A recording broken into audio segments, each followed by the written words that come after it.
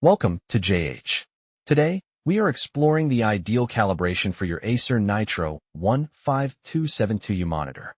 To achieve superior visual quality, follow these configuration steps.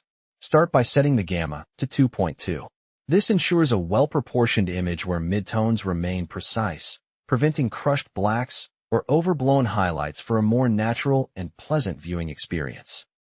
For color temperature, select User Mode.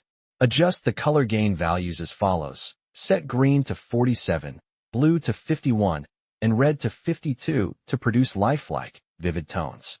Alternatively, setting red, green, and blue all to 50 will provide a perfectly neutral and balanced look.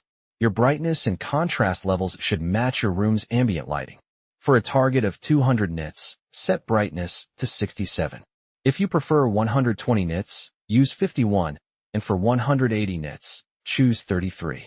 For a very dim 15 nits, drop the brightness to 8. Set your contrast to 49 to maintain a solid equilibrium between light and dark areas.